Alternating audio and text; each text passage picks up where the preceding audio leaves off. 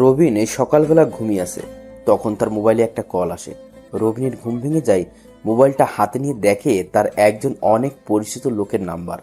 রবিন কলটা রিসিভ করার সাথে সাথে ফোনের ওপাশ থেকে বলে, বস, পেয়ে গেছি আপনার একজন শিকারকে। কাকে পেয়েছিস বল। জাফর ইকবালকে পেয়ে গেছি। কি করব এখন বলেন? শোন রাজু, তুই ওকে আমাদের গোডাউনে নিয়ে যা, আমি আসতেছি সেখানে। ঠিক আছে বস, তাই করছি আমরা। এই বলে ফোন কেটে দেয় রাজু। আর রবিন শোয়া থেকে উঠে ফ্রেশ হওয়ার জন্য চলে যায়। আসুন, এর ভিতরে আপনাদেরকে সবকিছু খুলে বলি। রবিন বড়লোক বাবার বড়লোক ছেলে, টাকা পয়সার কোনো অভাব নেই। ভার্সিটির মেধাবী ছাত্রদের মধ্যেও একজন তিনি। তার বাবা রফিক সাহেব একজন এমপি। রবিনের পরিবারে ছিল মা বাবা, বড় ভাই, ভাবি আর তাদের একটা ছেলে নীরব, নাম 1 বছর বয়স। আর রবিন, এই তাদের সুখের পরিবার। রবিনের মাঝে ছিল না কোনো বড়লোকের ভাব। সে সব সময় সাধারণভাবে চলাচল করতে পছন্দ করত। রবিনের বাবা এমপি হওয়ায় তাদের অনেক নাম ডাক ছিল এলাকায়। সাধারণ মানুষ তাদেরকে খুব ভালোবাসতেন। তার কারণও আছে। এলাকায় যত বিপদ বা যত ঝামেলা হতো সব রবিনের বাবা সামলে নিত খুব সুন্দরভাবে। মানুষের পাশে দাঁড়ানো কে কিভাবে আসে, না খেয়ে কে আসে, সব দেখাশোনা করতো সে। কিন্তু এটা তার বিরোধী দল সহ্য করতে পারত না। রবিন ভার্সিটির একটা মেয়েকে ভালোবাসতো। মেয়েটা খুব সুন্দর ছিল, সেও রবিনকে ভালোবাসতো। তাই তাদের প্রেম ভালোবাসা খুবই ভালো চলতেছিল। একদিন রবিন ভার্সিটির মাঠে বসে আছে, তখন রুমি এসে রবিনকে বলে, রবিন, বাবা আমাকে তার বন্ধুর ছেলের সাথে বিয়ে দিতে চাই। তুমি কিছু একটা করো, আমি তোমাকে ছাড়া বাঁচবো না। তুমি কেঁদো না, আমি আসি তো, কিছু হবে না। আমি থাকতে তোমার অন্য কোথাও বিয়ে হতে দিব না। এটা মদ খায়, নেশা করে, ওকে আমার একদম ভালো লাগে না। তুমি প্লিজ কিছু একটা করো, বাবা না হলে আমাকে জোর করে বিয়ে দিয়ে দেবে। আচ্ছা, তুমি কান্না করো না, আমার সাথে আসো। কোথায় যাবো এখন আমরা? নিজের জীবনের চাইতেও বেশি বিশ্বাস করি। তুমি যেখানে নিয়ে যাবে আমাকে, আমি যাব, কিন্তু আমাকে ছেড়ে যাবে না, কথা দাও। রবিন রুমির চোখের জল মুছে দিয়ে কপালে একটা চুমু খেয়ে বলে, তোমাকে ভালোবেসেছি ছেড়ে যাওয়ার জন্য না, তোমার পাশে সারা জীবন থাকার জন্য। যত কিছু হয়ে যাক, আমি তোমাকে ছেড়ে যাব না, কথা দিলাম। রুমি রবিনের কথা শুনে ঠোঁটের কোণে একটু হাসি ফুটে ওঠে। রুমিও জানে রবিন তাকে ছেড়ে যাবে না কোথাও, কিন্তু তারপরও মনের ভিতরে একটা ভয় করতে থাকে। রবিন রবিন তার নিজের বাইকে উঠে রুমিকে উঠতে বলে রুমি উঠে পড়ে বাইকে। কেউ কোনো কথা বলতেছে না। রবিন বাইক নিয়ে আসে একটা বাড়ির সামনে, বাইক থামিয়ে রুমিকে বলে, এখন নামতে পারো তুমি। আমরা কোথায় এসেছি? এটা আমাদের বাড়ি, আমরা আমাদের বাড়িতে এসেছি। আমার না খুব ভয় করতেছে, যদি তোমার মা বাবা আমাকে মেনে না নেয়। আগে ভিতরে চলো, পরে বুঝতে পারবা তারা কেমন। এই বলে রবিন সামনে এগিয়ে যায়, আর রুমি ভয়ে ভয়ে রুবিনের পিছনে যায়। রবিন কলিং বেল দেওয়ার পর কাজের লোক এসে দরজা খুলে দেয়। রবিন রুমিকে নিয়ে বাড়িতে ঢুকে পড়ে।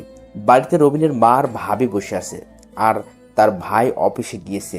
তার বাবা তো রাজনৈতিক নেতা, তাই সবসময় কাজে বিজি থাকে। রবিন ভিতরে ঢোকার পরে তার সাথে রুমিকে দেখে রবিনের মা রবিনকে বলে, কে মেয়েটি? দেখতে অনেক সুন্দর। মা, ওকে আমি ভালোবাসি। বাবাকে কল দিয়ে বলো বাসায় আসতে, তখন সবাইকে বুঝিয়ে বলবো। আচ্ছা ঠিক আছে, তাহলে যা, ওকে তোর রুমে নিয়ে যা, ফ্রেশ হয়ে দুজনে নিচে আয়। আমি তোর বাবা আর তোর ভাইয়াকে আসতে বলি। ঠিক আছে মা, তবে বলো একটু তাড়াতাড়ি আসার জন্য, খুব জরুরি দরকার আছে। এই বলে রবিন রুমির হাত ধরে তার রুমে নিয়ে যেতে থাকে। আর রুমি তো এখনো ভয় পেয়ে আছে, সাথে অবাক হচ্ছে। এটা ভেবে রবিন তার মাকে বলে দিল তাকে ভালোবাসে, আর তার মা কিছুই বলল না। রবিন রুমিকে রুমে এনে বলে, এই যে ওয়াশরুম, তুমি যাও, ফ্রেশ হয়ে এসো। আচ্ছা, তখন তোমার মাকে এসব কথা বলতে তোমার ভয় করলো না? ভয় করবে কেন? মা জানে আমি কখনো কোনো ভুল কাজ করব না। মানুষ মানুষকে ভালোবাসতেই পারে, ভালোবাসার মানুষকে আপন করে নিতেই পারে। এখানে দোষের কিছু আছে? হুম, তোমার মা না খুব ভালো। আমারও বাবা অনেক ভালো, তাকে আমি বুঝিয়ে বললে তিনি বুঝতে পারবেন সবকিছু। তাই যেন হয়, না হলে কিন্তু আমি তোমাকে না পেলে সুইসাইড করব বলে দিলাম। এটা বলার সাথে সাথে রবিন রুমিকে টান দিয়ে শক্ত করে জড়িয়ে ধরে বলে, আর একটা উল্টো পাল্টা কথা বলবে না। তোমাকে আমি হারতে দিলে তো। সত্যি রবিন, আমি তোমাকে অনেক ভালোবাসি, তোমাকে ছাড়া আমি বাঁচবো না। আমি জানি তো পাগলি, আমি তোমাকে ছেড়ে কোথাও যাব না। তুমি যাও, এখন ফিরে শুয়ে আসো আগে। রুমি রুবিনের মুখের দিকে তাকিয়ে মুচকি হেসে চলে যায়। ফ্রেশ হওয়ার জন্য কিছু সময় পর রুমি বের হয়, তারপর রবিন যেয়ে ফ্রেশ হয়ে নেয়। রবিন আসলে দুজনে নিচে নেমে যায়। নিচে নেমে দেখে রবিনের বাবা আর ভাইয়া এখনো আসেনি। রবিন রুমিকে তার মায়ের সামনে নিয়ে যায়। রবিনের মা যে কিছু বলতে যাবে তার আগেই রুমি তার পা ধরে সালাম করে। তিনি রুমিকে উঠিয়ে বলে, তোমার নাম কি মা? আন্টি, আমার নাম রুমি ইসলাম। বাহ, খুব সুন্দর নাম। কোন ক্লাসে পড়াশোনা করো তুমি? আপনার ছেলের সাথেই পড়াশোনা করি। আচ্ছা, বসো এখানে। আর এই হলো আমার বড় বৌমা, রবিনের বড় ভাইয়ের বউ। রুমি যেয়ে রবিনের ভাবির পায়ে সালাম করতে নিলে তিনি রুমিকে ধরে ফেলে, তারপর বলে, আমাকে এভাবে সালাম করতে হবে না বোন, আসো আমার পাশে বসো এখন। এতক্ষণ রবিন রুমির কাণ্ড দেখেছে দাঁড়িয়ে দাঁড়িয়ে। এবার রবিন তার মাকে বলে, মা, বাবা আর ভাইয়াকে ফোন করেছো? করেছি, তারা চলে আসবে এক্ষুনি। তুই বস এখানে। ভাবি নীরব কোথায়? ঘুমিয়ে আছে, এতক্ষণ খেলা করেছে, এখন ঘুমিয়ে আছে। ও ঠিক আছে তাহলে। তো কতদিন হলো তোমাদের প্রেম ভালোবাসা? রুমি লজ্জা পেয়ে যায় এমন কথা শুনে। তখন রবিন তার ভাবিকে বলে, প্রায় 4 বছর হবে। ভালো। এতদিন প্রেম ভালোবাসা চালিয়ে গেছো আর ভাবিকে বললে না? আসলে রবিন তার ভাবিকে বোনের মতো জানে। তার কোনো বোন না থাকায় আর ভাবির সাথে সব শেয়ার করে, শুধু এটা কোনোদিন বলেনি। আসলে ভাবি হয়েছে কি। আচ্ছা থাক, আর বলতে হবে না তোমার। রবিন তার ভাবির কথা শুনে হেসে দেয়। এর ভিতর বাড়ির কলিং বেল বেজে ওঠে। কাজের লোক যেয়ে দরজা খুলে দেয়।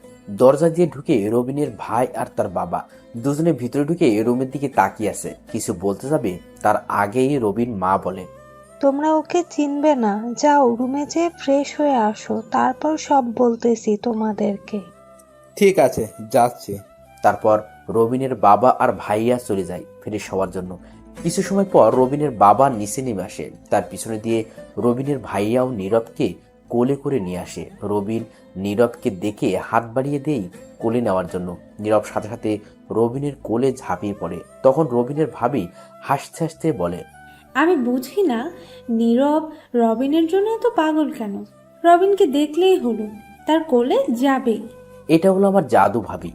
তোমরা সবাই বসো, রবিন তোমাদের সাথে কিছু কথা বলবে। রবিন, তুই তোর কথা বলা শুরু কর। রবিন তার মায়ের কথা শুনে রুমির দিকে প্রথমে তাকায়। দেখে রুমি ভয়ে মাথা নিচু করে বসে আছে। তখন রবিনের বাবা বলে, হ্যাঁ, তুই বলা শুরু কর, কি বলবি? বলবো? তার আগে বলে নেই আমার কথার মাঝে কেউ কোনো কথা বলবে না, যা বলার পরে বলবে। ঠিক আছে, তুই বল, তোর কথার মাঝে কেউ কোনো কথা বলবে না। প্রথমেই বলে নেই ও হলো রুমি ইসলাম। আমরা একে অপরকে ভালোবাসি প্রায় 4 বছর হবে। ও আমার সাথেই পড়াশুনো করে, বাসা এই জায়গায়। ওর বাবার নাম মিজান চৌধুরী, ছোট একটা ব্যবসা করে। তিনি তার বন্ধুর ছেলের সাথে ওকে বিয়ে দিতে চায়। ছেলেটা নাকি নেশা করে, তাই ও আমাকে বলল আমি কিছু একটা করার জন্য। আমি ওকে খুব ভালোবাসি, তাই সোজা বাসায় নিয়ে আসি। এখন আমি ওকে বিয়ে করতে চাই। যদি বলো বিয়ের পর ওকে খাবার পোশাক দেওয়ার জন্য আমাকে কাজ করতে হবে, তাও আমি রাজি আছি। কিন্তু ওকে আমি হারাতে পারবো না। ওর মাঝে কোনো স্বার্থ নেই। ওর চোখে আমি আমার জন্য সত্যিকারের ভালোবাসা দেখেছি, তাই আমি ওকে হারাতে চাই না। এখন তোমরা বলো তোমাদের মতামত কি, আর তোমরা এখন আমাদের জন্য কি করতে পারবে ওটা বলো। রবিন এটা বলে চুপ করে যায়, মাথা নিচু করে বসে আছে। তার বাবা কিছু সময় ভেবে বলে, কাউকে ভালোবাসা তো আর দোষের কিছু না। যে যাকে ভালোবাসে সে তাকে পেতে চাইবে। কিন্তু কোনো তার বাবা মেয়েকে একটা নেশা করা ছেলের সাথে বিয়ে দিতে চায়, এটা আগে জানা দরকার। বাবা, হয়েছে তো, মেয়েকে ইচ্ছে করে খারাপ দিকে ঠেলে দিবে নাকি? আমার মনে হয় আমাদের তার বাবার সাথে কথা বলা প্রয়োজন। তুমি কি বলো? আমি কি এখন কথা বলবো তার বাবার সাথে? রবিনকে উদ্দেশ্য করে তার বাবা কথাটা বলল। রবিন চুপ করে কিছু একটা ভেবে বলে, বাবা, তুমিও ঠিকই বলেছো। তাই আমি বলি কি, তুমি কথা বলো, তার সাথে দেখো তিনি কি বলে। মা, তোমার বাবার ফোন নাম্বারটা আমাকে দাও দেখি। রুমিকে উদ্দেশ্য করে বলল। রুমি একটু ভয় পেয়ে যায়। ভয়ে ভয়ে রবিনের দিকে প্রথম তাকায় রবিন তাকে ইশারায় বলে দেওয়ার জন্য। তাই রুমি ভয়ে ভয়ে নাম্বার দিয়ে দেয় রবিনের বাবাকে। রবিনের বাবা সেই নাম্বারে ফোন দেওয়ার পর একজন লোক ফোন ধরে বলে, আসসালামু আলাইকুম, কে বলছেন? ওয়ালাইকুম আসসালাম, আপনি কি মিজান চৌধুরী বলছেন? জি, আমি মিজান চৌধুরী বলছি, কিন্তু আপনি কে? আমি এমপি আব্দুল কাদের বলতেছি। আপনি নিশ্চয়ই আমাকে চিনেন। চিনি, কিন্তু আপনি আমাকে কেন ফোন দিয়েছেন? আপনার মতো এত বড় একজন লোক আমাকে কেন ফোন দিতে পারে? আপনি কি কষ্ট করে আমার বাড়িতে আসতে পারবেন? তাহলে আমি গাড়ি পাঠিয়ে দিচ্ছি। এমপি সাহেব, সমস্যা নেই, আমি আসতেছি, গাড়ি পাঠানোর কোনো দরকার নেই। রুমির বাবা ঢাকা শহরের ছোট একজন ব্যবসায়ী। তারও মোটামুটি নামডাক আছে ভালো। পরিবারে আছে রুমির একটা ছোট ভাই, রুমির মা বাবা। আচ্ছা ঠিক আছে, তাহলে আপনি আসেন, আমি আপনার জন্য অপেক্ষা করতেছি বাড়িতে। এই বলে কল কেটে দেয় রবিনের বাবা। রুমির বাবা রবীন্দ্রের বাড়ির চিনে, তাই আর কোনো সমস্যা হয় না তার। কিছু সময়ের ভিতর সে চলে আসে। দরজা দিয়ে ঢোকার পরে নিজের মেয়েকে দেখে অবাক হয়ে যায়। যে কিছু বলতে যাবে তার আগেই রবিনের বাবা বলে, চৌধুরী সাহেব, আপনি এসেছেন, আসেন এখানে বসেন। আমার মেয়ে এখানে কি করতেছে? মা, তুই এখানে কেন? আমি তো কিছু বুঝতে পারছি না। রুমি রীতিমতো ভয়ে আছে, মাথা নিচু করে বসে আছে। তখন রবিনের বাবা বলে, চৌধুরী সাহেব, আপনি শান্ত হন, সব বলতেছি আমি। ঠিক আছে, বলুন। চৌধুরী সাহেব, আপনার মেয়ে আর আমার ছেলে তারা একে অপরকে ভালোবাসে। আপনি নাকি আপনার মেয়েকে আপনার বন্ধুর ছেলের সাথে বিয়ে দিতে চান, আর ছেলেটা নাকি নেশা করে। ঠিকই শুনেছেন, এখন কি করবেন বলেন? আপনি বাবা হয়ে কিভাবে নিজের মেয়েকে একটা নেশা করা ছেলের সাথে বিয়ে দিবেন? আপনার কি মেয়ের জন্য কোনো মায়া দয়া নেই? তাহলে কি করব আমি? ছোটবেলায় মা বাবাকে হারিয়েছি, একা একা বড় হয়েছি, অনেক কষ্ট করে ব্যবসা চালু করছি, তারপর সেখান থেকে বন্ধ হয়েছে, বিয়ে করছি।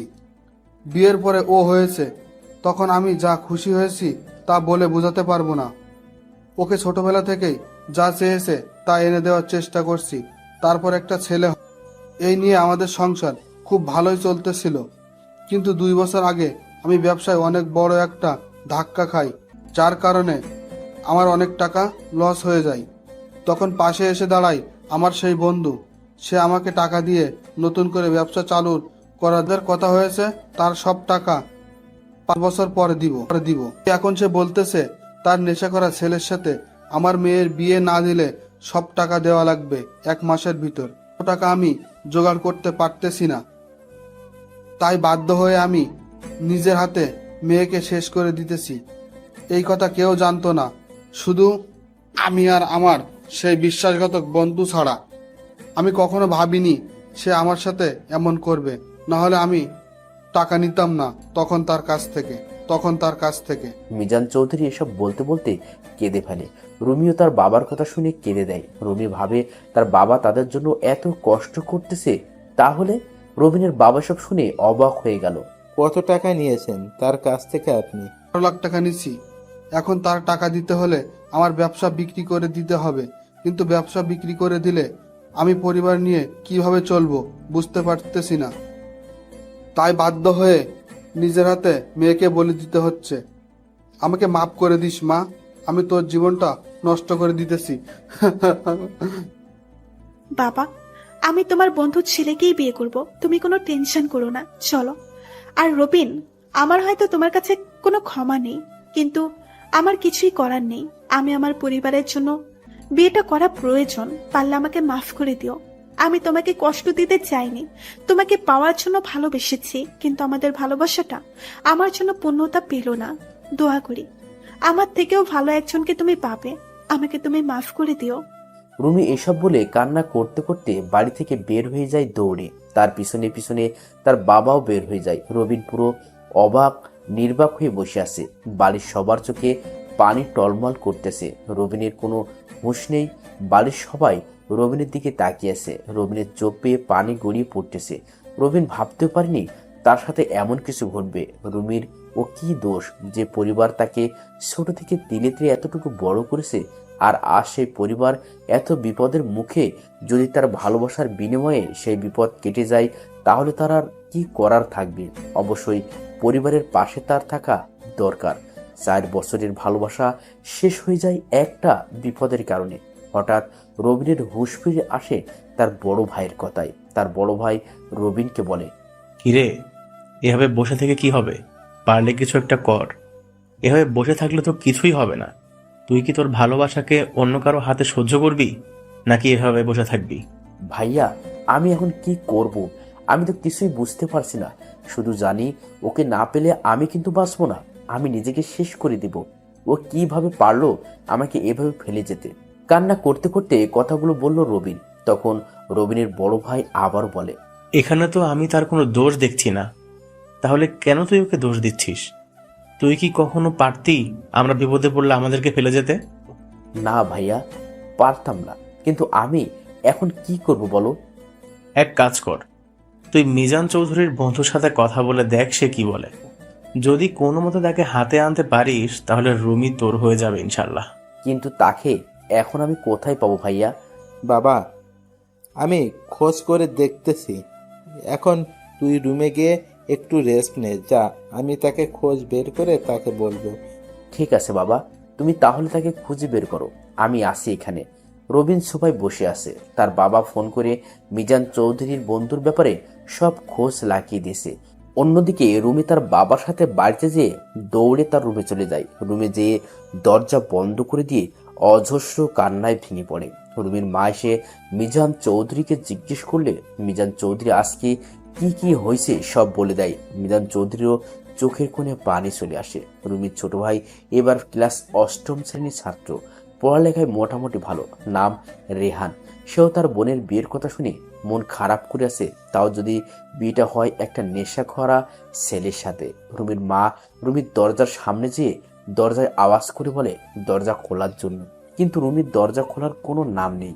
রুমির মাও কান্না করতেছে মেয়ের ভালোবাসার কথা শুনে। তিনি ভাবতেছে আজ তাদেরকে সুখী করার জন্য তার মেয়ে নিজের ভালোবাসাকে মাটি চাপা দিয়ে একটা নেশা করা ছেলেকে বিয়ে করার জন্য রাজি হয়ে গেছে। রুমি বিছানায় শুয়ে শুয়ে কান্না করতেছে শুধুমাত্র রবিনের জন্য। সে রবিনকে চিরকালের জন্য হারাতে বসেছে। এই জন্য সে কি পারবে রবিনকে ছাড়া থাকতে? কিন্তু কি করবে, পারতো তো হবেই, না হলে যে তার পরিবার ধ্বংস হয়ে যাবে। রুমি কান্না করতে করতে চোখে ঘুম চলে আসে, তাই ঘুমিয়ে যায়। রুমির বাবা এসে রুমির মাকে নিয়ে যায় রুমে। রুমি বাবা দীর্ঘ নিঃশ্বাস, তার মেয়ে তাদেরকে বিপদের মুখে ফেলে কোনো অঘটন ঘটাবে না এই দিকেও রবিনকে সবাই বুঝিয়ে শুনিয়ে রুমে নিয়ে যায়। রবিন রুমে যেয়ে মোবাইলটা বের করে রুমির সাথে তোলা ছবি দেখে কান্না করে দেয় আর একা বলতে থাকে, বিশ্বাস করো আমি তোমাকে ছাড়া থাকতে পারবো না। আমি যে কোনো কিছুর বিনিময়ে হলেও তোমাকে পেতে চাই। আমি তোমাকে পাওয়ার জন্য সব করতে পারি। তোমাকে আমি পেয়ে ছাড়বো। দেখো তুমি। রবিন নিজের রুমে এভাবে রুমের ছবি নিয়ে কান্না করে আর কথাগুলো বলল। অন্যদিকে রুমিও ঘুমিয়ে আসে। দুপুর গড়িয়ে বিকেলের সময় রুমির ঘুম ভেঙে যায়। ঘুম ভাঙার সাথে সাথে সকালের ঘটনা মনে পড়ে যায়, তাই কিছু সময় নিজের অজান্তেই চোখের পানি ফেলল রুমি। তারপর গোসল করার জন্য চলে যায়। কলটা ছেড়ে দিয়ে কান্না করতে করতে গোসল শেষ করে রুমে। গোসল করা শেষ হলে জামাকাপড় পরে রুমের দরজা খুলে দেয়। দরজা খোলার সাথে সাথে রুমির মা দৌড় যেয়ে রুমিকে জড়িয়ে ধরে কান্না করতে করতে বলে, মা তুই ঠিক আছিস তো? এমন কেউ করে নাকি? তুই দরজা বন্ধ করাতে আমরা কত ভয় পেয়ে গিয়েছি তুই জানিস? মা ছাড়ো, আমি একদম ঠিক আছি, আমার কিছুই হয় নাই। এই দেখো। মা চল কিছু খেয়ে নে, সেই সকাল থেকে তো কিছুই খাসনি তুই। মা আমার এখন কিছুই ভালো লাগতেছে না, আমি এখন কিছুই খাবো না। 4 দিন পর তোর বিয়ে ঠিক করেছে ছেলের বাবা, তখন তো কিছুই খাবি না। তাই এখন থেকে কিছু খেয়ে নে, না হলে যে আমার গলা দিয়েও খাবার নামবে না। আজকে তাহলে তুমি আমাকে খাইয়ে দাও। হ্যাঁ মা চল, আমি তোকে খাইয়ে দিব। জানি না জীবনে কোন পাপ করেছি যার জন্য আজ তোকে নেশা করা একটা ছেলের সাথে বিয়ে দিতে হচ্ছে। রুমির মা কান্না করতে করতে বলল, রুমিকে। তখন রুমি মিথ্যা হাসি দিয়ে বলে, মা, আমি তাকে সত্যিই ভালোবেসেছি। তার সাথে আমার সম্পর্ক হলো 4 বছরের, আর তোমাদের সাথে সম্পর্ক হলো সারা জীবনের। তাহলে আজ তোমাদের বিপদে আমি তোমাদের মেয়ে হয়ে কিভাবে পিছিয়ে যাব বলো? হোক সে আমার ভালোবাসা, তাই বলে কি আমি আমার পরিবারকে ফেলে যাব নাকি এমন বিপদে? হতে পারে আমি তার কপালে ছিলাম না, তাই এমন হয়েছে আমার সাথে। আচ্ছা এখন চলো, খিদে পেয়েছে খুব।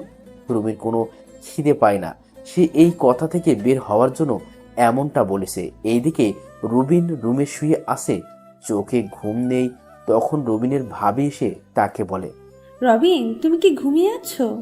না ভাবি, ঘুমায়নি। কিছু বলবে নাকি? আচ্ছা তাহলে নিচে আসো, বাবা তোমাকে ডাকতেছে। এই বলে রবিনের ভাবি চলে যায়। রবিন শোয়া থেকে উঠে নিচে নেমে দেখে তার বাবা আর ভাই বসেছে সোফায়। রবিন যে সোফায় বসে মাথা নিচু করে তার বাবাকে বলে, বাবা তুমি নাকি আমাকে ডেকেছো? মিজান চৌধুরী খোঁজ পেয়ে গেছি। তার নাম রহিম শিকদার, বাসা পাশের শহরে। কালকে ও তার সাথে দেখা করবে। আমি কষ্ট করে একজনকে দিয়ে রাজি করিয়েছি। ঠিক আছে বাবা, কিন্তু কোথায় দেখা করবে কিছু বলেছে নাকি?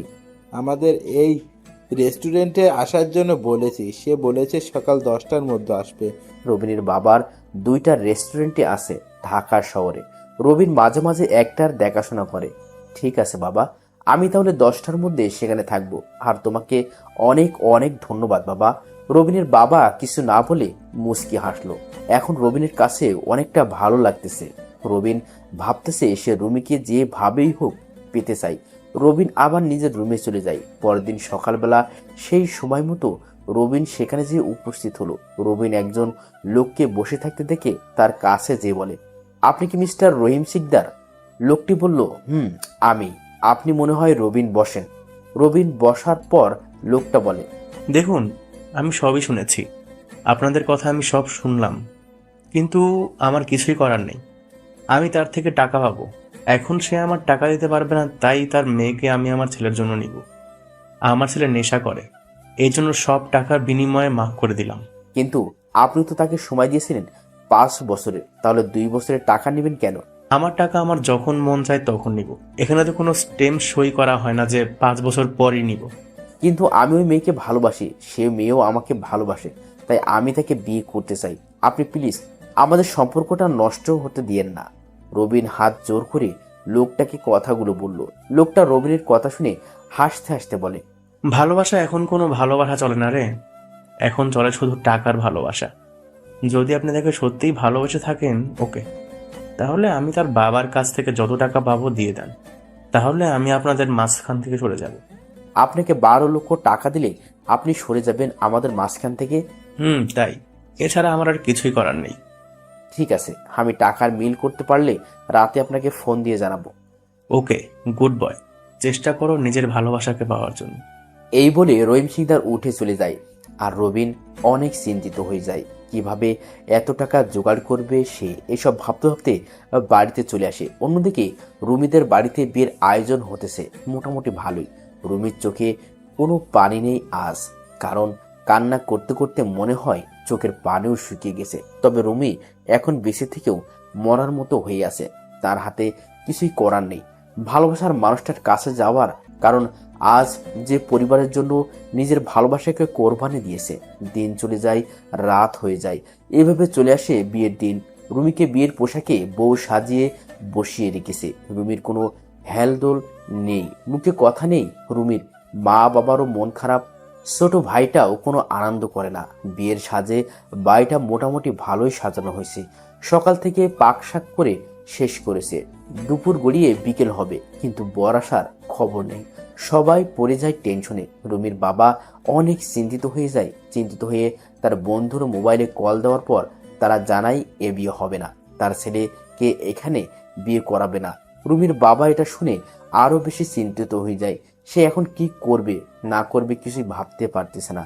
এখন তার মেয়েকে কে বা বিয়ে করবে, এসব ভেবে চিন্তায় পড়ে যায়। আবার মনে মনে একটু খুশিও হয় নেশা করা ছেলের সাথে মেয়ে বিয়ে দিতে না পেরে। মুহূর্তের মধ্যে এই কথা সবাই জেনে যায়। রুমি এসব শুনে অনেক খুশি হয়ে যায়। মানুষ বলাবলি করতেছে রুমি নাকি অপায়া, রুমির নাকি চরিত্র খারাপ। এটা জেনে ওরা বিয়ে করতে আসে নাই। জানেন তো, মানুষ একটা শুনলে আরেকটা বানিয়ে বলতে পছন্দ করে বেশি। আমাদের সমাজের মানুষের কারণে অনেক সম্পর্ক নষ্ট হয়ে যায়, তাই সবার মন মানসিকতা বদলানো দরকার। হঠাৎ কিছু গাড়ি আসার শব্দ শুনে সবাই বাইরের দিকে আগ্রহ নিয়ে তাকায়। রুমির বাবা মানি মিজান চৌধুরী এক মনে সেই দিকে তাকিয়ে আছে। গাড়ি এসে এক জায়গায় থামানো হয়। সবাই তাকিয়ে আছে কে আসছে এটা ভেবে। একটা গাড়ি থেকে নেমে আসে রবিনের বাবা আর ভাইয়া। তাদেরকে দেখে রুমির বাবা তাদের কাছে যেয়ে বলে, আসসালামু আলাইকুম, আপনারা এখানে? ওয়ালাইকুম আসসালাম। আমরা বিয়েতে এসেছি। কিন্তু বিয়ে তো হবে না, তারা ফোন দিয়ে জানিয়েছে তার ছেলেকে নাকি এখানে বিয়ে করাবে না। আমরা জানি, আর সেজন্যই তো আমরা এসেছি আপনার মেয়েকে আমাদের বাড়ির বউ করে নিতে। প্লিজ আর না করবেন না, এখন তাহলে মান সম্মান সব চলে যাবে। ঠিক আছে, তাই হবে। প্রয়োজনে আমি আমার দোকান বিক্রি করে ওর টাকা দিয়ে দিব। যেহেতু আমার মেয়ের নিবে না, তাহলে তো টাকা দেওয়াই লাগবে। আচ্ছা আসুন ছেলেকে নিয়ে। বিআই সাহেব, আপনার টাকার চিন্তা করতে হবে না, আমরা সব মিটিয়ে দিয়ে এসেছি এখানে। সব টাকা আপনার জামাই দিয়েছে, বিনিময়ে তাকে আপনি মন ভরে দোয়া করবেন, তারা যেন সুখী হতে পারে সারা জীবন। কি আপনারা কেন আমার টাকা দিয়েছেন? আমার ছেলে কি আপনার ছেলে হতে পারে না? আর ছেলে হয়ে বাবার বিপদে না এগিয়ে আসলে এটা কেমন দেখায় বলেন? রুমির বাবা রবিনের বাবার কথা শুনে আর কিছু বলতে পারলো না। তার চোখে পানি চলে আসে। রবিনের ভাই যে রবিনকে গাড়ি থেকে নামিয়ে আনে। আচ্ছা তাহলে আপনাদেরকে আগের কি ঘটনা হয়েছে ওটা বলি। সেদিন রবিন টাকা কিভাবে জোগাড় করবে এসব ভাবতে ভাবতে বাড়িতে চলে যায়। বাড়িতে যাওয়ার পরে তার বাবা বলে, এসেছে তাহলে কি কথা হলো তার সাথে? বাবা সে রুমিকে দেওয়ার জন্য রাজি হয়েছে, কিন্তু বিনিময়ে তাকে বিনিময়ে কি চাইছে? বাবা বিনিময়ে সে তার পুরো টাকা পেতে চায়। মানে আমি তাকে 12 লাখ টাকা দিতে পারলে রুমিকে আমার করে দিবে এটা বলেছে। কি বলিস? এখন এত টাকা কোথায় পাবো আমরা? বাবা আমি একটা কথা বলতাম, যদি তুমি মনোযোগ দিয়ে শুনতে। কি বলবি বল, আমাকে এত ভয় পেতে হবে না।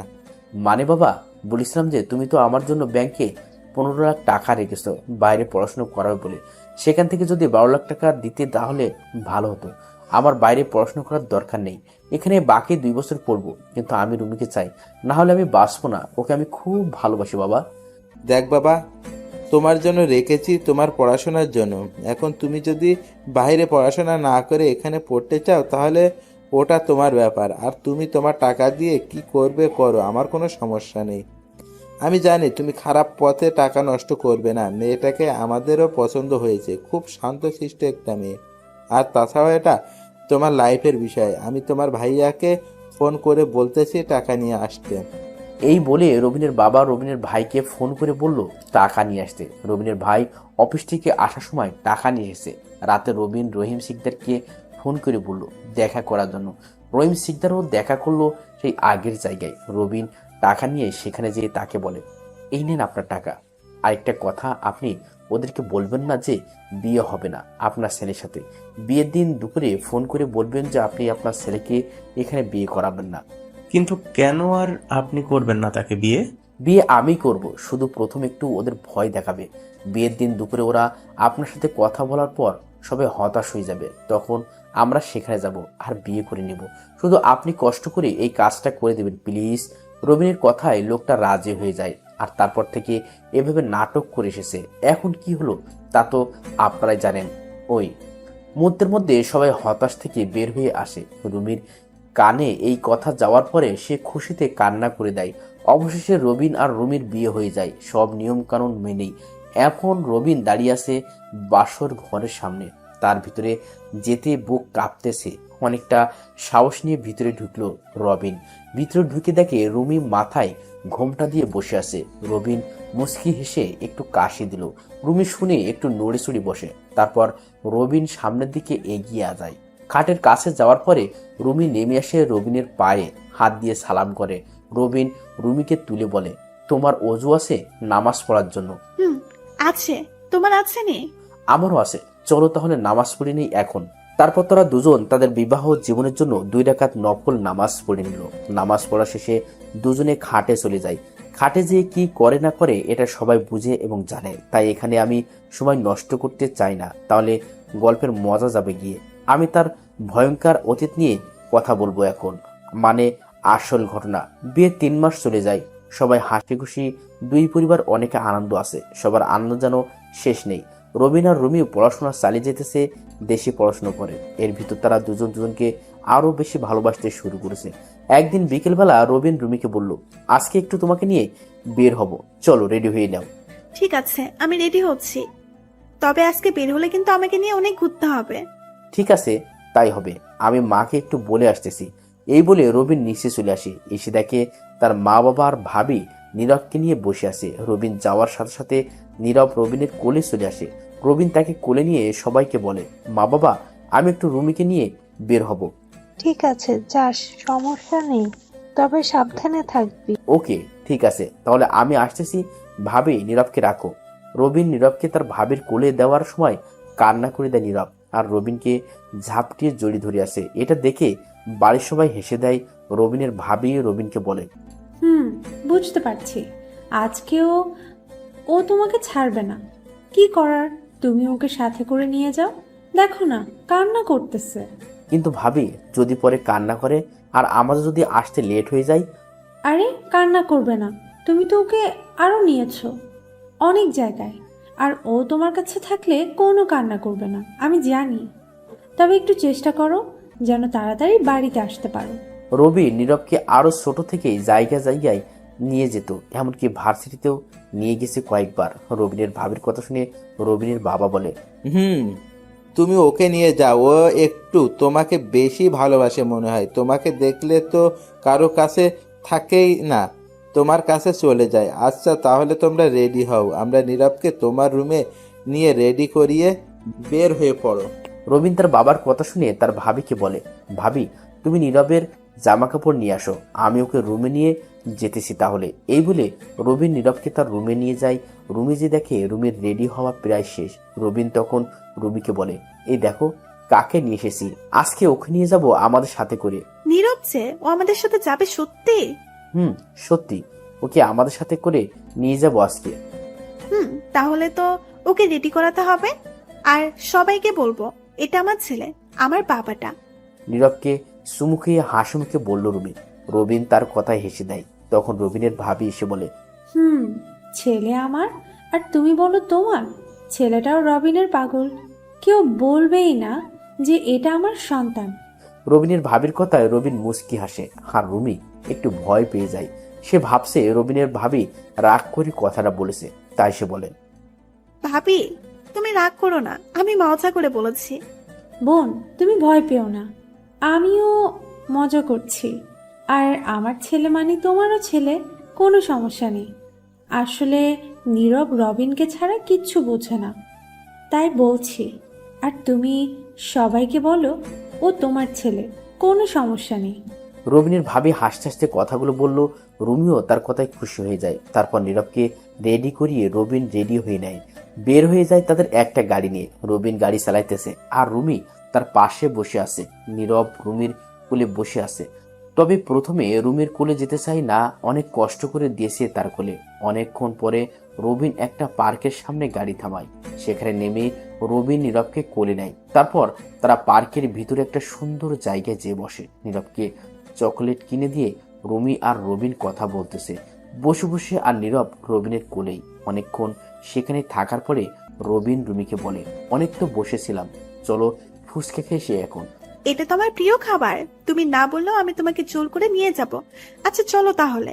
আমি জানি তো এটা তোমার প্রিয়, তাই তো বললাম। রুমি রবিনের কথা শুনে মুচকি হাসলো। তারপর তারা চলে যায় একটা ফুচকার দোকানে। সেখানে যেয়ে রবিন 2 প্লেট ফুচকা অর্ডার করে।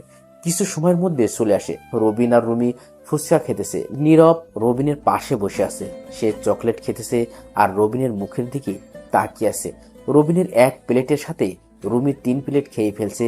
অবশেষে রবিন সব বিল মিটিয়ে রুমিকে বলে, একটু পরে সন্ধ্যা হয়ে যাবে, তো তাই চলো এখন একটু তোমাদের বাড়ি থেকে ঘুরে আসি, তারপর বাড়িতে চলে যাব, কি বলো? এই বলে তারা গাড়িতে যেয়ে বসে। সেই আগের মতো করে গাড়ি চলতেছে। গাড়ি চলতে চলতে রুমিদের বাড়ির সামনে চলে আসে তারা। তারপর গাড়ি থেকে নেমে দরজার সামনে যেয়ে কলিং বেল চাপ দেয় রুমি। কলিং বেল দেওয়ার কিছু সময় পর দরজা খুলে দেয় রুমির ভাই। রুমির ভাই রুমিকে দেখে অবাক হয়ে বলে, আপু, তুমি এই সময়? তাও আবার না বলে চলে এসেছো। কেমন আছো তোমরা? ভালো আছি, তুই কেমন আছোস? আমিও ভালো আছি ভাইয়া, আসেন ভিতর আসেন আপনারা। তারপর রবিন আর রুমির ভিতরে ঢোকার পরে রুমির ভাই যেয়ে তার মা বাবাকে ডেকে নিয়ে আসে রুম থেকে। তারা নিচে নামার পরে রুমি ও রবিন তাদেরকে সালাম করে। তারা সালাম নিয়ে অবাক হয়ে বলে, রে মা, তোরা এসেছিস এই সময়? কোনো সমস্যা নাকি? না বাবা, কোনো সমস্যা না। আসলে একটু ঘুরতে বের হয়েছিলাম, তাই একটু তোমাদের সাথে দেখা করে যাব ভাবছি, এই জন্যই চলে আসলাম। ভালো করছিস মা। তা ওকে সাথে করে নিয়ে এসেছো? ও কান্না করবে না মাকে না ফেলে? না, ও কান্না করবে না। আসলে ও তোমাদের জামাইকে ফেলে চলে, আর কিছু লাগে না। তাহলে ভালো। আচ্ছা বাবা, এসেছো যখন, তাহলে কিন্তু রাতের খাবার আমাদের এখান থেকে খেয়ে যেতে হবে। কিন্তু বাবা, তাহলে তো অনেক রাত হয়ে যাবে। আমরা অন্য এক সময় এসে থেকে যাব কিছুদিন, কিন্তু আজকে পারবো না বাবা। তা ঠিক। আচ্ছা তাহলে বসো, তোমাদের জন্য নাস্তার ব্যবস্থা করতেছি, অন্তত এটা খেয়ে যাও। আচ্ছা ঠিক আছে বাবা। রবিনের কথা শুনে মিজান চৌধুরী খুশি হয়ে রুমির মাকে বলে নাস্তা রেডি করার জন্য।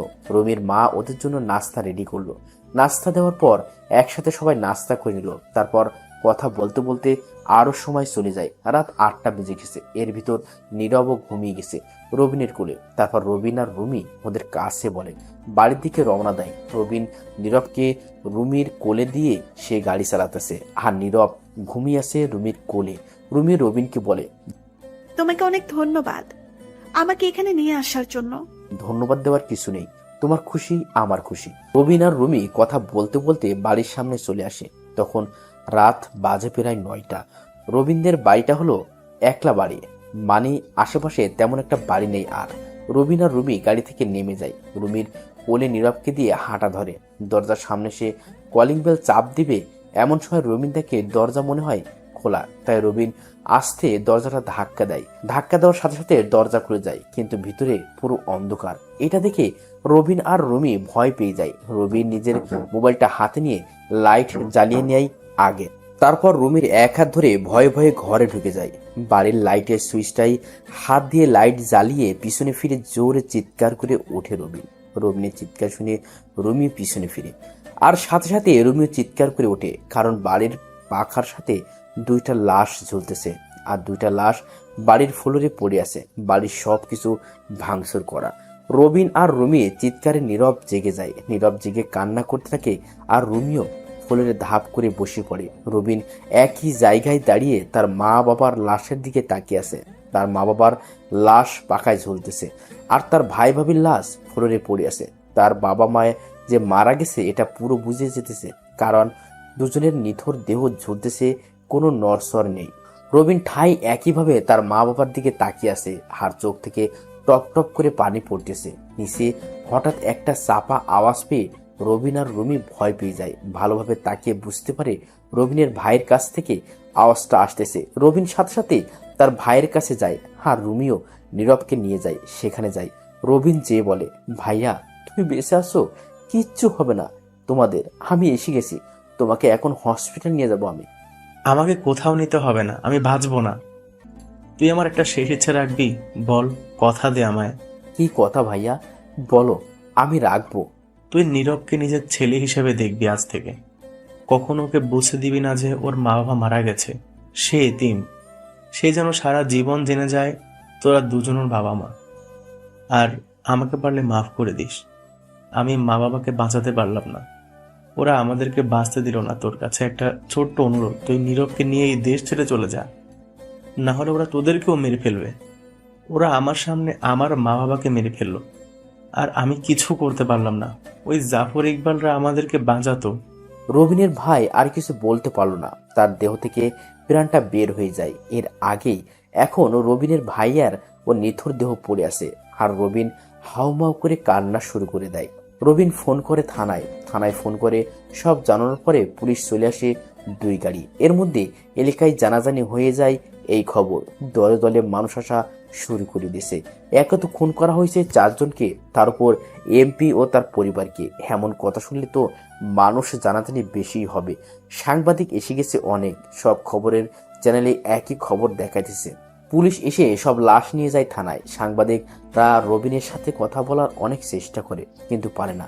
পুলিশ রবিনের সাথে কাউকে দেখা করতে দেয় না, কারণ রবিন এখন কান্না করতেছে, তার মন ভালো নেই। রুমি তার বাবার কাছে ফোন করে সবকিছু জানায়। তার বাবা সব শুনে রুমির মা আর ভাইকে নিয়ে চলে আসে রাতেই। তারা এসেই রুমিকে বলে, কিরে মা, এসব কি করে হলো? শান্ত কি জানি বাবা, বলতে পারবো না। আমরা এসে দেখে এমন অবস্থা, কেন যে আজকে আমার বাসা থেকে বের হলাম। শান্ত হ মা, এখন কি আর হবে? যা হওয়ার তা তো হয়ে গেছে। একদিন কেটে যায় সবাই কান্নাকাটি করতে করতে। পরের দিন পুলিশ এসে রবিনকে জিজ্ঞেস করতে ঠিক কি হয়েছে। রবিন প্রথম থেকে শেষ পর্যন্ত সব বলে দিল পুলিশকে। তার ভাই যা যা বলেছে তাও বলে দিল পুলিশকে। পুলিশ এসব শুনে রবিনকে বলে, জাফর ইকবালের নাম বলেছে, কিন্তু তো একটা গোলমাল আছেই। তবে এখন প্রমাণ ছাড়া কিছু করা যাবে না। আপনি টেনশন করবেন না, আমরা দেখতেছি কি করা যায়। সবাই জানে আমাদের এমপি সাহেব কত ভালো মানুষ ছিলেন। নিশ্চয়ই কেউ তার এই ভালো থাকা মেনে নিতে পারে নাই, তাই এমন কাজ করছে। উপর থেকে আমাদেরকে বলা হয়েছে ভালো করে খোঁজ নিতে, আমরা তাই করার চেষ্টা করব। আর যেহেতু আপনার ভাই আপনাকে বলেছে এই বাড়িতে থাকলে আপনার বিপদ হবে, তাহলে কিছু দিনের জন্য আপনারা এই বাড়ি থেকে চলে যান। রবিন পুলিশের কথা মতো তাই করলো। রবিন চাইছে তাদের অন্য জায়গায় আরেকটা বাড়ি আছে, ওখানে থাকবে। কিন্তু রুমির মা বাবার অনেক জোরাজুরিতে রুমিদের বাড়িতে চলে যায় 2 মাস, কিন্তু পুলিশ কিছুই করতে পারেনি। রবিনের পরিবারের খুনিকে তা এখন জানতে পারেনি পুলিশ। যারা খুন করেছে তাদেরকে বের করতে পারেনি পুলিশ। রবিনদের যত ব্যবসা ছিল তা এখন রবিনকে দেখাশোনা করা লাগে। এমনকি তার বাবার যে কাজ ছিল তাও রবিনকে সামলাতে হয়, কারণ এলাকার মানুষ চাই রবিনের বাবা যেমন ভালো মানুষ ছিল রবিনও তেমনি হবে। এই জন্য রবিন এখনো সব সামলানো লাগবে। রবিন রাজি ছিল না প্রথম, সবার জোরজুরিতে এখন তার বাবার কথা ভেবে রাজি হয়ে যায়। এই 2 মাসে রবিন ও অনেক চেষ্টা করছে তার বাবার খুনিকে বের করার জন্য।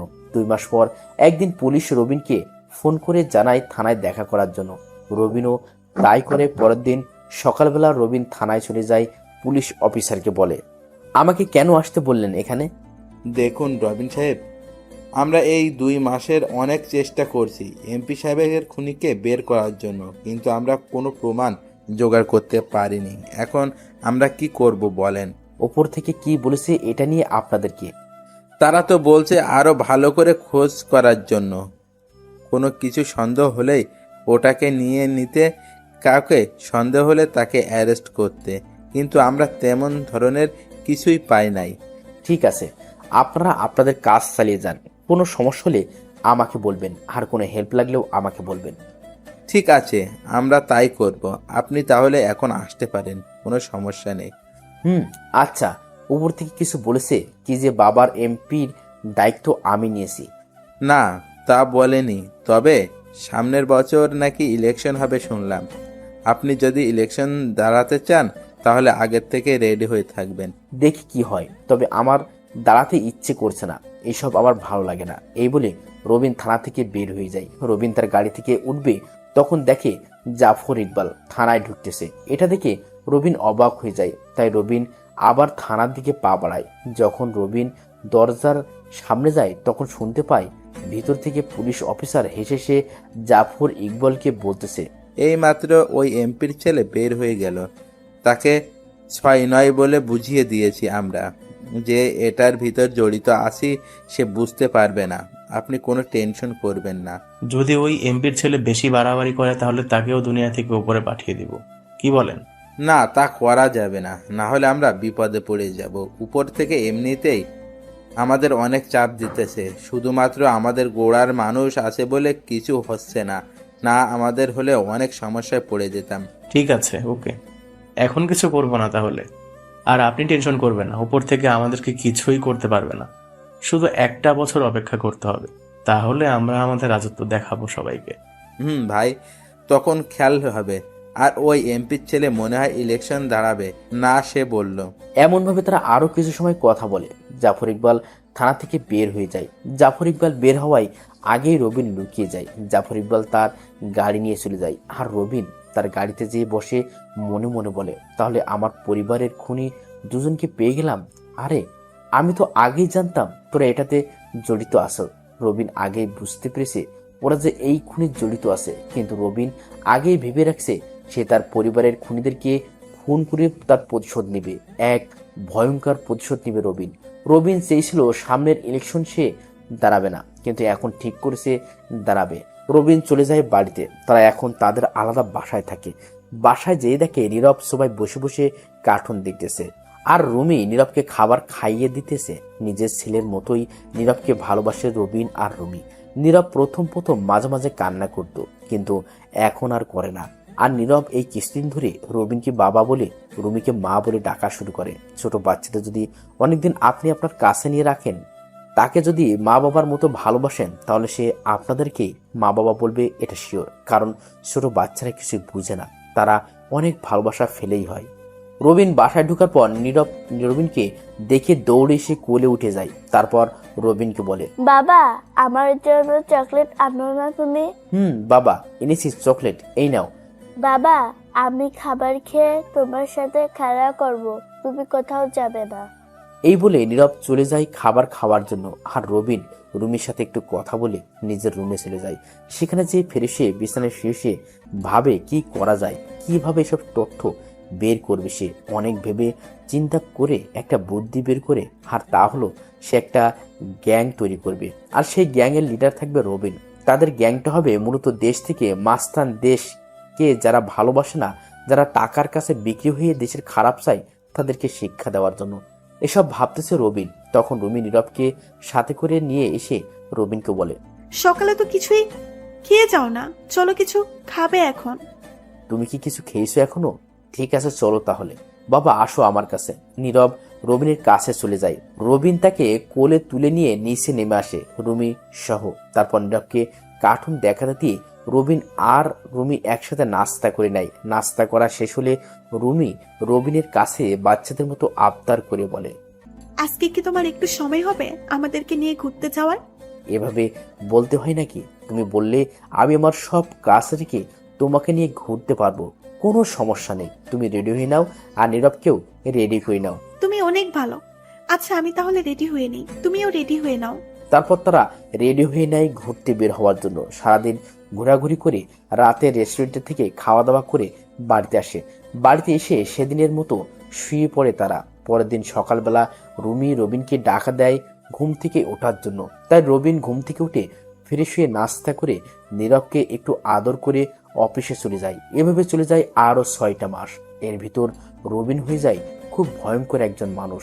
তার একটা টিম গঠন করে নিয়েছে এর ভিতর, আর সেই টিমের নাম দিয়েছে আর গ্রুপ। আর হলো তার নাম থেকে নেওয়া প্রথম অংশ।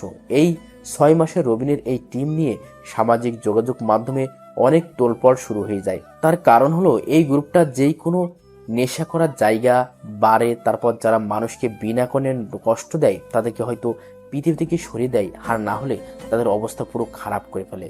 কিন্তু এই গ্রুপের কাউকে সাধারণ মানুষ চেনে না। অবশ্য মানুষ তাদেরকে চিনবেই কি করে? যেখানে পুলিশ তাদের কোনো হদিস পায় না, সেখানে সাধারণ মানুষ কিভাবে কি পাবে?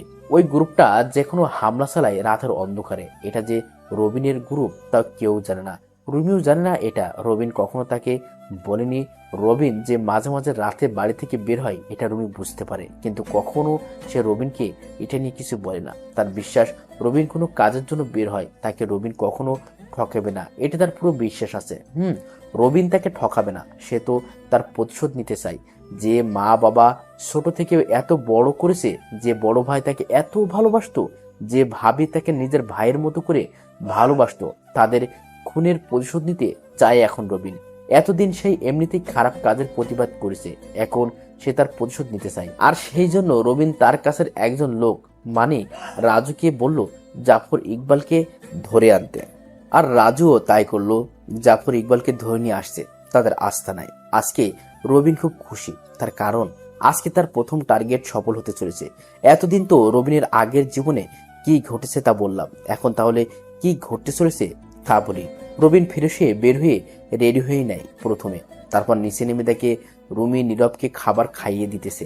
রবিন যাওয়ার পরে রুমি তাকে বলে, কি ব্যাপার, আজকে মনে হয় একটু তাড়াতাড়ি ঘুম থেকে উঠলে? কোথাও যাবে নাকি? একটা কাজ আছে। আচ্ছা আমাকে নাস্তা দাও, এখন খিদে পেয়েছে আমার। দেখেছো তো ওকে খাবার খাওয়াচ্ছি, তাহলে আমাকে কেন বলতেছো তুমি? নাও, এখানে তো সবই রাখা আছে। ও ভুলে হয়ে গেছে বউ, তুমি ওকে খাওয়াও, আমি আমার খাবার নিয়ে নিতেছি।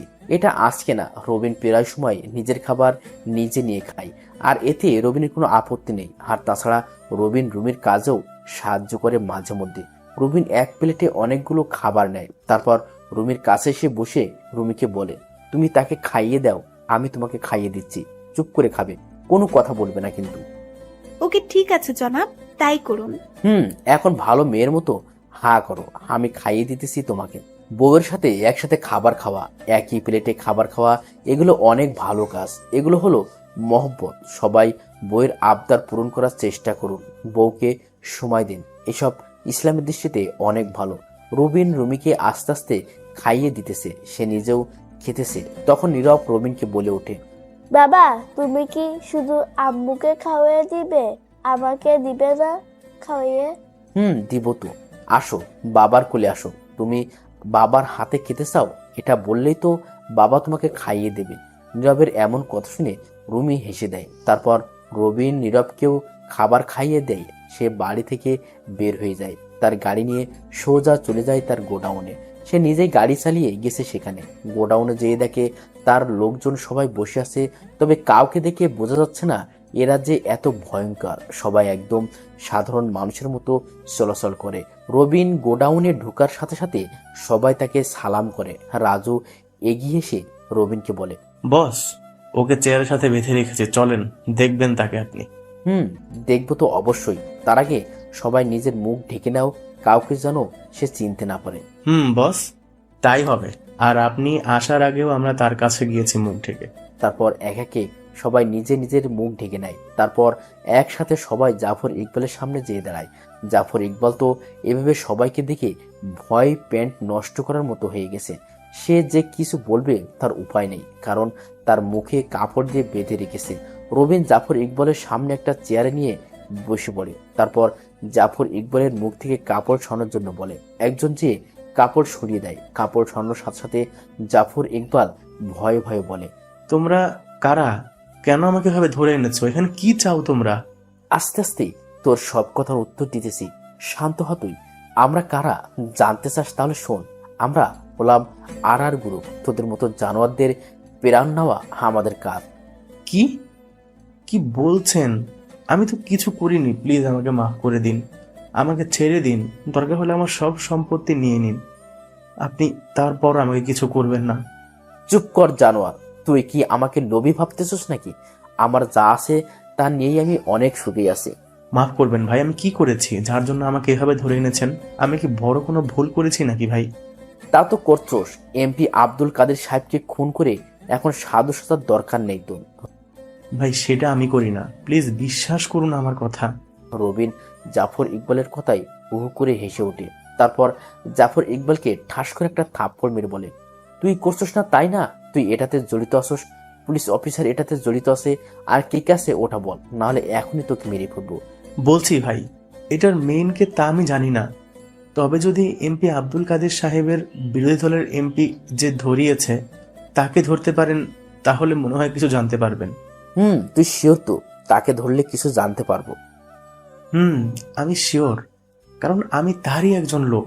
তাহলে তো পরের টার্গেট পেয়ে গেলাম। এখন তোর বেঁচে থাকার কোনো অধিকার নেই। ভাই আমাকে মারবেন না, আমি তো আপনাকে সব বলেই দিয়েছি। সব বলছিস ঠিক, কিন্তু তুই কি এখন আর আমার পরিবারকে ফিরিয়ে দিতে পারবি? না, পারবি না। তাহলে তোর বেঁচে থাকার কোনো মানে হয় না। আপনার পরিবার মানে আপনি কে ভাই? আমার পরিবার, আমি রবিন রাব্বি, এমপি আব্দুল কাদেরের ছেলে। তোরা আমার পরিবারকে বাঁচতে দিলি না। রাজু, নিয়ে আয় আমার জিনিসগুলো। রাজু রবিনের কথা মতো রবিনের কাছে একটা বক্স এনে দেয়। রবিন বক্সটা খোলার সাথে সাথে জাফর ইকবাল ভয়ে চিৎকার করে বলে ওঠে। জাফর ইকবাল ভয় পেয়ে এই কথা বলল, তার কারণ হলো রবিন যে বক্সটা খুলেছে ওই বক্সে ছিল ব্লেড আর মরিচের গুঁড়ো। জাফর ইকবাল ভালো করে বুঝতে পারছে তার জন্য এসব আনা হয়েছে। সে বুঝে গেছে তার আজকে মরতেই হবে, তাই সে এত কষ্ট পেতে চায় না। সে চায় মরলে এভাবেই মরে যেতে, এত কষ্ট পাওয়ার থেকে। কিন্তু রবিন তো আর তার কথা শুনবে না। তার কারণ রবিন এখন তার প্রতিশোধের নেশায় আছে। তার কাছে এখন এসব বলে কিছুই লাভ হবে না। রবিন জাফর ইকবালের কথায় কোনো কান না দিয়ে একটা ব্লেড হাতে নিয়ে নেয় প্রথমে, তারপর মরিচের গুঁড়াগুলো এক পাশে রাখে। জাফর ইকবালের শরীর থেকে সব কাপড় খুলে ফেলে, শুধুমাত্র শার্ট প্যান্ট বাদে। তারপর রবিন এলোমেলোভাবে জাফর ইকবালের রানে পোস্ট দিতে থাকে। রবিনের যত লোক আছে তারা ভয় পেয়ে গেছে রবিনের এই রকম আচরণ দেখে। কেউ কিছু বলার সাহস পেতেছে না। জাফর ইকবাল ব্যথায় চিৎকার করতেছে বারবার, কিন্তু তার চিৎকার শোনার মতো লোক এখানে নেই। এখন রবিন রানে অনেকগুলো পোস্ট দিয়ে সেখানে মরিচের গুঁড়ো দিয়ে দেয়। জাফর ইকবাল তো গলা কাটা মুরগির মতো ছটফট করতেছে আর বলতেছে, ভাই আপনার দুটি পায়ে ধরি, আপনি আমাকে গুলি করে মেরে ফেলুন, তারপর আমাকে এভাবে কষ্ট দিয়েন না আর। কান্না করতে করতে কথাগুলো বলল জাফর ইকবাল। তারপর রবিন তার লোকদেরকে বলল, ওই আমি বাইরে আছি, তোরা সবাইকে একটু আদর যত্ন করে শেষ করে দে। এই বলে রবিন বের হয়ে যায় গোডাউন থেকে। আর রাজু যে একটা লাঠি এনে কয়েকটা বাড়ি মারে জাফর ইকবালের পায়ে। জাফর ইকবাল আরো কান্না করে দেয়। রাজু সবাইকে তখন বলে, এটা বলার সাথে সাথে সব লোক জাফর ইকবালের চারপাশে ঘিরে ফেলে। সবাই সবার মেশিন গান হাতে নিয়ে জাফর ইকবালের দিকে তাক করে রেখেছে। তখন রাজু আবার বলে ওঠে, আর গ্রুপ স্টার্ট ফায়ার।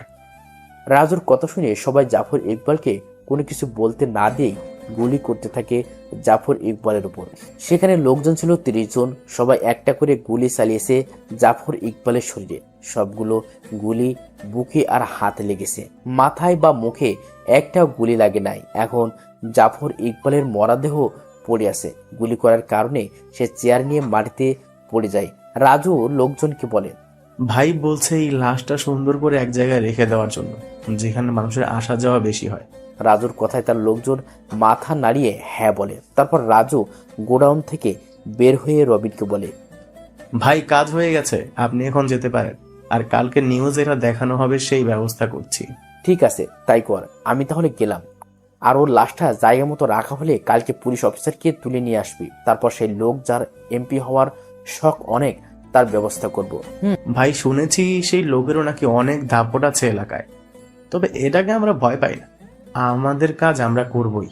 সে যতই শক্তিশালী হোক, ওকে তো আমরা চাই, সে যেভাবেই হোক। আর আমার দলও কিন্তু অনেক শক্তিশালী, এটাও সবাইকে মানতে হবে। এভাবে আরো কিছু সময় কথা বলে রবিন চলে আসে বাসায়। রবিনকে বাসায় এসে দেখে রুমি অবাক হয়ে বলে, কি ব্যাপার, তুমি এই সময় বাড়িতে? কখনো এই সময় বাড়িতে আসো না তো? শরীর খারাপ নাকি? না শরীর খারাপ না, এমনি চলে এসেছি। আমার বাপটা কোথায়? এতক্ষণ দুষ্টুমি করছে, এখন রুমে যেয়ে খেলা করতেছে। ও আচ্ছা, তাহলে এখন তুমি কি করো? কি আর করব, মহারাজের জন্য খাবার তৈরি করতেছিলাম। আচ্ছা, তোমার কি কষ্ট হয় না? কেন কষ্ট হবে শুনি? এই যে তোমাকে কোনো সন্তান দিতে পারবো না আমি, এটার জন্য। তোমাকে একদিন বলছি না এটা নিয়ে কথা না বলতে? আমাকে সন্তান দিতে পারবে না কে বলেছে? নীরব আছে না, ওই তো আমাদের নয়নের মণি। ওই কি আমাদের সন্তান না? নীরবকে আমি সারা জীবনের জন্য নিজের সন্তান হিসেবে দেখে আসবো। আর এখানে তোমার দোষ কি বলো? তুমি তো অনেক চেষ্টা করেছো এটা নিয়ে, আর আমি তোমার থেকে যেই ভালোবাসা পেয়েছি এটাই অনেক। অন্য জায়গায় কখনো এমন ভালোবাসা পেতাম না হয়তো। রুমি কথা শুনে চোখের পানি ছেড়ে দেয়। রবিনের চোখের পানি মুছে দিয়ে বলে, কি শুরু করছো? মেয়েদের মতো এমন কান্না করতেছো কেন? আমি অনেক খুশি আছি তোমাকে নিয়ে। আমার কোনো সন্তান চাই না, শুধু তোমাকে আর নীরবকে নিয়ে সুখী থাকতে চাই সারা জীবন। সত্যি আমি খুব ভাগ্যবান, নাহলে তোমার মতো একজনকে জীবনে পেতাম না কখনোই। আমিও খুব খুশি তোমাকে আমার জীবনে পেয়ে। আচ্ছা তুমি থাকো, আমি নীরবকে নিয়ে আসতেছি নিচে। এই বলে রবিন চলে যায় নীরবকে আনতে। আর রুমি দাঁড়িয়ে দাঁড়িয়ে মুচকি হাসতে থাকে। রবিন আর রুমির বিয়ের এতদিন হলো, তারপরও তাদের কোনো সন্তান আসার আনাগোনা নেই। তার কারণ হলো রবিন কখনো বাবা হতে পারবে না, ডাক্তার বলেছে। তবে এটাতে রবিন কোনো কষ্ট নেই। তার কারণ হলো রবিন তাকে অনেক ভালোবাসে, সেও রবিনকে অনেক ভালোবাসে। আর নীরবকে তার ছেলে ভেবে থাকে রুমি। এই জন্য রুমি কিছুই বলে না। রবিনও অনেক চেষ্টা করেছে সন্তান হওয়ার জন্য, কিন্তু কিছুই লাভ হয়নি। রবিন রুমির কাছ থেকে চলে যায় তাদের রুমে, যে দেখে নীরব সব জামা কাপড় সরিয়ে ছিটিয়ে খেলা করতেছে। রুমের সব কিছু ফ্লোরে পড়ে আছে। এইসব দেখে রবিন হেসে বলল, ছেলের কাছ দেখে বাবা রবিন হেসে দেয়। বাবার হাসির শব্দ শুনে নীরব পিছনে তাকায়। তাকিয়ে রবিনকে দেখে দৌড়ে এসে রবিনের কোলে উঠে যায়। তারপর ছোট ছোট উচ্চারণ করে বলে, বাবা তুমি কখন এসেছো বাড়িতে? আমাকে কেন ডাক দাও না? বাড়িতে এসে? এখনই এসেছি বাবা, আর এই তো তোমার কাছে এসেছি তোমাকে নেওয়ার জন্য, কিন্তু তুমি পুরো ঘরে এরকম করে রেখেছো কেন? আমি তো খেলা করছিলাম শুধু বাবা। তাহলে কি আমি খেলা করব না আর? খেলা করো, কোনো সমস্যা নেই, কিন্তু ঘরে যে এরকম করে রেখেছো, আম্মু যদি এসে তোমাকে বকা দেয়। রবিন এটা বলার সাথে সাথে নীরব কান্না করে দেয়। তারপর রবিনকে বলে, আবু কি আমাকে সত্যি বকা দিবে বাবা? নীরবের কান্না করা দেখে রবিন অবাক হয়ে যায়। তখন রুমি পিছন থেকে বলে ওঠে, না বাবা, আম্মু বকা দিব না, তুমি যেভাবে মন চাই সেভাবে খেলা করো। রুমির কথায় রবিন আরো নীরব রুমির দিকে তাকায়। রবিন তাকে মুচকি সে দেয় আর নীরব বলে ওঠে, সত্যি আম্মু তুমি আমাকে বকবে না? আম্মু তাহলে আমি আর একটু খেলা করি এখন। না বাবা, এখন আর খেলা করতে হবে না, আবার পরে খেলা করবে। এখন চলো আমরা নিচে যেয়ে বসে গল্প করব সবাই। ঠিক আছে আম্মু, তুমি যা বলবে তাই করব। তারপর রবিন নীরবকে আর রুমিকে নিয়ে নিচে চলে আসে। সেখানে তারা অনেকক্ষণ সময় নিয়ে কথা বলল। নীরবকে নিয়ে তারা খেলা করলো। খেলা করতে করতে দুপুর হয়ে যায়, তাই সবাই গোসল করে নেয়। নীরবকে রুমি সবসময় গোসল করিয়ে দেয়। সবাই দুপুরে খাবার খেয়ে রবিন একটু রেস্ট নিয়ে রুমিকে বলে চলে যায় তার অফিসে। নিজের অফিস তো, তাই যখন মন চায় তখন যাওয়া যায়। অফিসে যেয়ে কিছু একটা কাজ করে রাতের বেলা চলে আসে রবিন। তারপর টুকটাক কথা বলে দুষ্টুমি করে নীরবের সাথে। পরে সবার খাওয়া দাওয়া করে ঘুমিয়ে যায়। অন্যদিকে রাজুরা সবাই রেডি হয়ে আসে কখন সুযোগ পাবে এটার আশায়, যে জাফর ইকবালের লাশটা সুন্দরভাবে এক জায়গায় রাখতে পারে। ঢাকা শহরের যেখানে বেশি মানুষের আনাগোনা, সেখানে লাশটা রাখার কথা হয়েছে। অবশেষে সেই সুযোগ পেয়ে গেল রাত 3:30। তারা লাশটা খুব সুন্দর করে রাস্তার মাঝখানে দড়ি দিয়ে বেঁধে ঝুলিয়ে রেখেছে। গায়ে কিছুই ছিল না, শুধু শর্ট প্যান্ট ছিল একটা। তারপর রাজুরা সবাই চলে যায়। তবে লাশের গায়ে একটা কাগজে লেখা আছে আর, যাতে মানুষ বুঝতে পারে এটা আর গ্রুপের কাজ। রাজুরা সবাই চলে যায় সেখান থেকে। তাদেরকে কেউ দেখে না, সিসি ক্যামেরা লাগানো ছিল, কিন্তু তাদেরকে চেনার কোনো উপায় নেই। সবার গায়ে কালো প্যান্ট, শার্ট, জুতা ছিল, মুখ কালো কাপড় দিয়ে ঢাকা ছিল। পরদিন সকালবেলা রবিনের ফোনে কল আসার কারণে তার ঘুম ভেঙে যায়। মোবাইলটা হাতে নিয়ে দেখে রাজুর কল, তাই কলটার সাথে সাথে রিসিভ করলো রবিন। কল রিসিভ করার পরে রাজুকে রবিন বলল, কি রে, কি জন্য এই সকাল সকাল কল দিছিস? ভাই কষ্ট করে একটু টিভিতে খবরটা দেখেন, তাহলে বুঝতে পারবেন সবকিছু। ওকে, আমি দেখতেছি তাহলে। তারপর শোয়া থেকে উঠে ফ্রেশ হয়ে নিচে বসার রুমে চলে আসে রবিন। রবিনকে এই সময়ে রুমি দেখে বলে, কি ব্যাপার, তুমি এই সময়ে কেন উঠলে? তোমার তো এই সময় ওঠার কথা না। কিছু লাগবে নাকি তোমার? না, কিছু লাগবে না, আমি এসেছি একটা খবর দেখতে, খুব জরুরি একটা খবর দেখা লাগবে। ও ঠিক আছে, তাহলে দেখো। আর নীরব কি করতেছে, ঘুমিয়ে আছে নাকি? দেখলাম তো ঘুমিয়ে আসো, তাই আর জাগে তুলি না। এখন তো মাত্র 7:15 বাজে, বাচ্চা মানুষ, আরো পরে উঠলে কোনো সমস্যা নেই। তা ঠিক বলেছ। আচ্ছা তোমাকে কি চা দেবো এখন? দিলে তো খুব ভালো হয়। এই বলে রুমে চলে যায় চা আনার জন্য। আর রবিন টিভিটা অন করে সোফায় বসে পড়ে। তারপরে একটা খবর চ্যানেলে যায় রবিন। সেখানে দেখতে পাই জাফর ইকবালের মরদেহ দেখাইতেছে। লাশটা দড়ি দিয়ে বেঁধে রেখেছে এবং ঝুলে আছে এখনো। পুলিশ অফিসার আরো অনেক পুলিশ এসেছে। হাজার হাজার মানুষ ভিড় করে আছে লাশ দেখার জন্য। সাংবাদিক পুলিশকে অনেক কিছু জিজ্ঞেস করতেছে, কিন্তু পুলিশের কাছে কোনো উত্তর নেই। অনেকক্ষণ পর লাশটা নামানো হয়। তারপর লাশটা পুলিশ সাথে করে নিয়ে যায় থানায়। কেউ কিছুই বলতে পারতেছে না কে বা কারা এই কাজ করেছে। রবিন এসব দেখে একটা মুচকি হাসি দেয়। রুমি চা নিয়ে এসে দেখে রবিন মুচকি মুচকি হাসতেছে। তখন রুমি রবিনকে বলে, কি হয়েছে, এভাবে মুসকি মুসকি হাসতেছো কেন? আজকে নিউজ দেখিছো, জাফর ইকবালের খুন হয়েছে। কিভাবে খুন হয়েছে, কি করেছে কিছুই বলতে পারে না। পুলিশ আর জাফর ইকবাল হলো রাজ্জাক সাহেবের লোক। আমার জানা মতে ওরা খুব খারাপ লোক ছিল, আর সেই কারণে মনে হয় কেউ এভাবে ওকে মেরে ফেলেছে। বুঝলাম, কিন্তু তুমিও একটু সাবধানে চলাচল করবে এখন থেকে। বলা তো যায় না কখন কি হয়ে যায়। আর এই নাও তোমার চা। রুমি রুবিনকে একটা চা দিয়ে রবিনের পাশে বসে পড়ে। রবিন চা খেতে খেতে রুমিকে বলে, ভাবছিলাম বাবার এই এমপির ক্ষমতা আমার হাত থেকে চলে যাওয়ার পরে সামনে তো রাজনৈতিক ভিতরে যাব না, এমপি হওয়ার জন্য দাঁড়াবো না, কিন্তু এখন মনে হচ্ছে দাঁড়াতে হবে। তা না হলে কিছু মানুষরূপী জানোয়ারদের দেশটাতে শেষ করে দিবে। মানুষ তাদের জন্য শান্তিমতো এলাকায় থাকতে পারবে না। আমারও মনে হয় রাজনৈতিক করা ঠিক না, কিন্তু মানুষের মুখের দিকে তাকিয়ে তোমার দাঁড়ানো উচিত। হয়তো তোমার অনেক কষ্ট হয়ে যাবে, কিন্তু অনেক মানুষ তোমার কষ্টের উছিলায় সুখী থাকতে পারবে। সেই কারণেই তো মনে হয় ভাইয়ার কথাটা রাখতে পারবো না আমি। তা ঠিক বলেছ। আচ্ছা, দরকার হলে আমরা আর ওই বাসায় যাব না, মাঝে মাঝে যে বাড়িটা পরিষ্কার করে আসবো। বাবার নিজের তৈরি করা বাড়ি যদি এভাবে ফেলে রাখি তাহলে তো হয় না। ঠিক আছে, তাই হবে। আচ্ছা, অনেক কথা হয়েছে, এখন তুমি নাস্তা রেডি করো, আমি নীরবকে নিয়ে আসতেছি। রুমি ঠিক আছে বলে চলে যায় নাস্তা রেডি করার জন্য, আর রবিন চলে যায় তাদের রুমে, যেয়ে দেখে নীরব ঘুমিয়ে আছে। তাই রবিন খুব যত্ন সহকারে নীরবকে ঘুম থেকে জাগিয়ে নেয়। তারপর রবিন তার নিজের হাতে নীরবকে মুখ ধুয়ে দেয়। নীরবকে কোলে তুলে নেয় রবিন। চলে আসে নিচে, এসে দেখে রুমি সবকিছু রেডি করে চেয়ারে বসে আছে। রবিন যাওয়ার পরে রুমি রবিনকে বলে, এসেছ? আচ্ছা বসো, তোমার আবার লেট হয়ে যাবে অফিসে যেতে। এখন অফিসে যাব না, একটু থানা থেকে ঘুরে আসবো, তারপর অফিসে যাব। এভাবে আরো কিছু কথা বলে খাওয়া দাওয়া শেষ করে নেয় সবাই। তারপর রবিন রেডি হয়ে চলে যায় থানায়। সেখানে যাওয়ার পরে পুলিশ অফিসার রবিনকে দেখে বলে, আরে আপনি আসেন, বসেন। কোনো দরকার নাকি এই সময়ে আসলেন? কোনো দরকার না, এমনি জানতে আসলাম জাফর ইকবাল যে মারা গেছে ওটার কোনো কিছু জানতে পারছেন কিনা। না, কিছু জানতে পারিনি, তবে আমাদের ধারণা এটার ভিতর মনে হয় কোনো বড় রহস্য আছে, না হলে কেউ কি কাউকে এভাবে মারে নাকি?